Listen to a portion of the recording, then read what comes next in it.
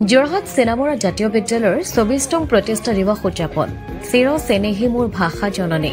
অসমীয়া ভাষা সাহিত্য সংস্কৃতি আৰু একতাৰ প্ৰতীক মাতৃভাষাৰে জিনেও আমি নতুন পৃথিৱী এই আত্মবাক্যশাৰীক সাৰোগত কৰি একতাৰ ভাৱনাৰ আধাৰতে ২৪ বছৰ পূৰ্বে যোৰহাটৰ চেনামৰা অঞ্চলত প্ৰতিষ্ঠা কৰা হৈছিল চেনামৰা জাতীয় বিদ্যালয় এই বিদ্যালয়খনত বৰ্তমান অংকুৰ শ্ৰেণীৰ পৰা দ্বাদশ শ্ৰেণীলৈ পাঠদানৰ ব্যৱস্থা কৰা হৈছে আজি বিদ্যালয়ে উদযাপন কৰিছে ৪৪তম প্ৰতিষ্ঠা দিৱসটি আজি গৌৰৱময় দিনটো চেনামৰা জাতীয়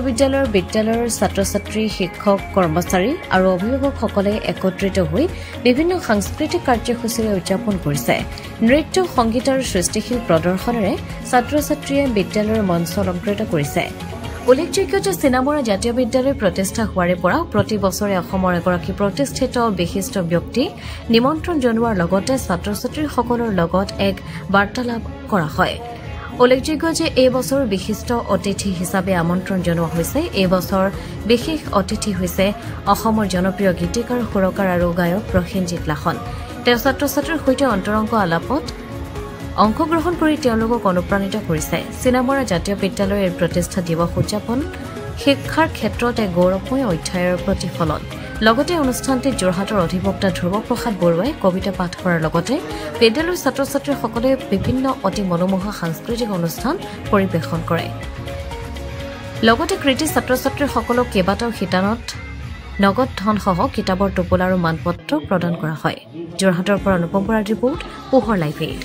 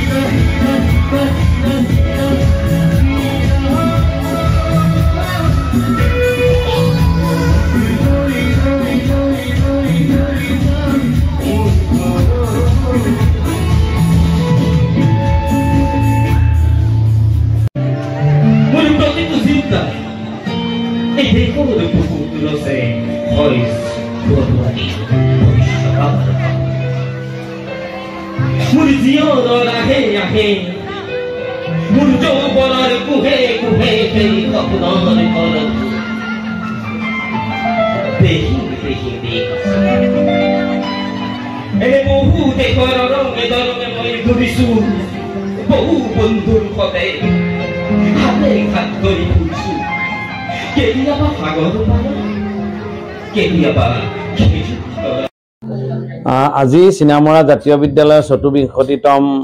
প্ৰতিষ্ঠা দিৱস চেনামৰা জাতীয় বিদ্যালয়ৰ চৌহদত উদযাপিত হৈ আছে ২০০২ চনত প্ৰতিষ্ঠা হোৱা এই বিদ্যালয়খনে ২৪ বছৰত ভৰি দিলে ২৪ বছৰ গৌৰৱিলে এই ২৪ বছৰত ই আগবাঢ়ি আহি অহা বছৰ ৰূপালী জয়ন্তী বৰ্ষত ই ভৰি দিব আমি তাৰ বাবে অতি আগ্ৰহেৰে অপেক্ষা কৰি আছো আজি এই ৪৪তম প্ৰতিষ্ঠা দিৱসত উপস্থিত আছে যোৰহাটৰে নহয় অসমৰ এজন প্ৰসিদ্ধ শিল্পী গীতিকাৰ সুৰকাৰ তেওঁ হৈছে প্ৰসেনজিৎ লাহন এই প্ৰসেনজিৎ লাহন আমাৰ মাজতে গীত পৰিৱেশন কৰিছে অকল গীত পৰিৱেশন কৰাই নহয় তেওঁ কি শৰ্কী গতিৰে আহি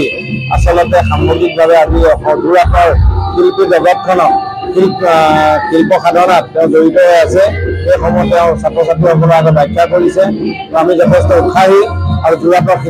শিল্পী জগতখনক তেখেতৰ অৱদানো আমি যথেষ্ট উৎসাহী আৰু আজি চেনামৰা জাতীয় বিদ্যালয়ত আজি আচলতে বহুত মানুহ আহিছে এই চেতনা দাসৰ পৰা যোৰহাটৰ জয়ন্ত নাথৰ পৰা লোকনাথ গোস্বামীৰ পৰা চৌকী দাসৰ পৰা আৰম্ভ কৰি মানৱ অধীনৰ পৰা আৰম্ভ কৰি মৃদুলা বৰুৱাৰ পৰা আৰম্ভ কৰি বিষ্ণু খাৰদৰীয়া, অৰুণ হাজৰিকা, বহুত মানুহ আহিছে, প্ৰত্যেক বছৰে আহি থাকে। তো আজি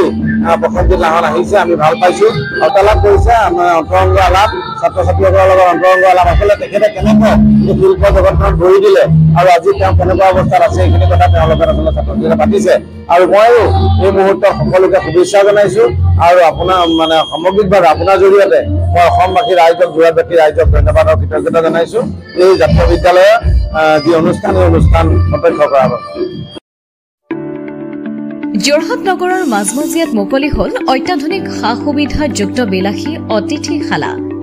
শ্ৰাংগিল্লা হোমষ্টে।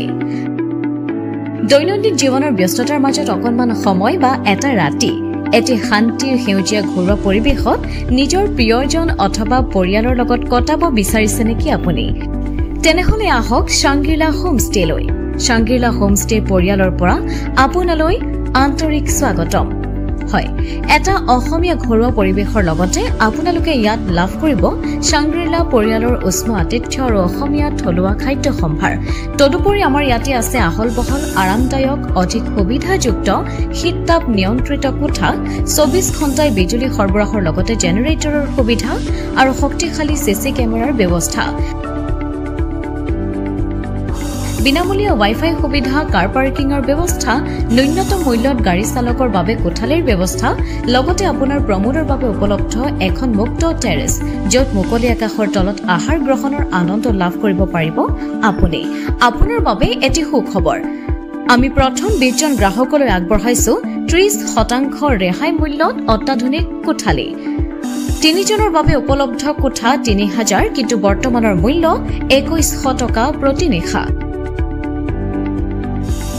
2 জনৰ বাবে উপলব্ধ কোঠা 2500 টকা, কিন্তু বৰ্তমানৰ মূল্য 1750 টকা প্ৰতি নিশা। তেনেহলে পলম নকৰি এতিয়াই আমাৰ শ্ৰাংগিল্লা হোমষ্টেলৈ আহিব পাৰে। আপোনাক স্বাগতম জনোৱা হৈছে আমাৰ পৰিয়ালৰ তৰফৰ পৰা। অধিক জানিবৰ বাবে আমাৰ যোগাযোগ নম্বৰত যোগাযোগ কৰক। আমাৰ ঠিকনা DCB ৰোড, হেমবৰুৱা পথ, তৰাজান কাকতি গাঁও, যোৰহাট।